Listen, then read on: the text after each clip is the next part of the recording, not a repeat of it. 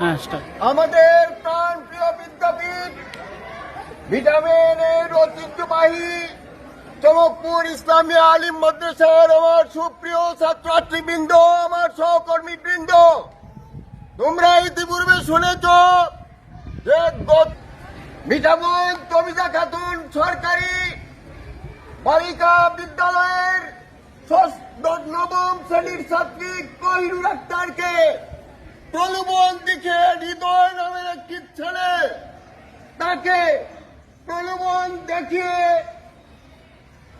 প্রতারণার ফাঁদ পেতে তারপর নৌকায় নিয়ে যায় এবং সেখানে নৌকায় নিয়ে বাঁচিয়ে 4-5 জন মিলে তাকে দর্শন করে তারপরে তাদের নিজেদেরকে বাঁচানোর জন্য পানিতে ফেলে দেয়।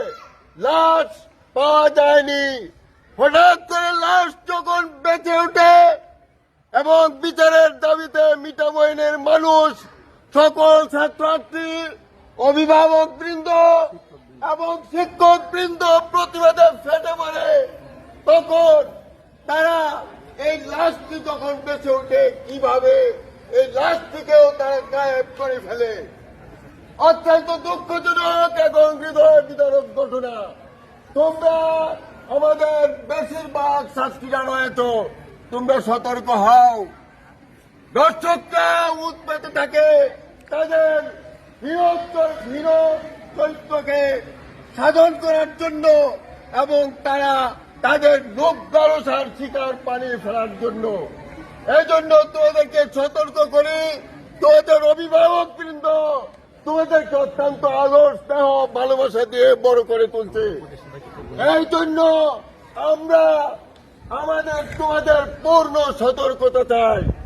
আর আমরা চমকপুর ইসলামী আলিম মাদ্রাসার পক্ষ থেকে এই দর্শনের তীব্র প্রতিবাদ জানাই। শুধু তাই না, বাংলার মাটিতে তোমরা স্লোগান দিয়েছ দর্শকদের ঠাঁই নাই, এবং মিঠামইনের মাটিতে দর্শকদের ঠাঁই হবে না। অতএব আমরা চমকপুর ইসলামী আলিম মাদ্রাসার পক্ষ থেকে সকল শিক্ষক এবং শিক্ষার্থীদের পক্ষ থেকে তমিজা খাতুনের যে নবম শ্রেণীর ছাত্রী কোহিনুর আক্তার অন্যায়ভাবে ধর্ষণের শিকার হয়েছে, আমরা প্রশাসনের কাছে এর উপযুক্ত বিচার চাই। আমরা ধর্ষকদের ফাঁসি চাই।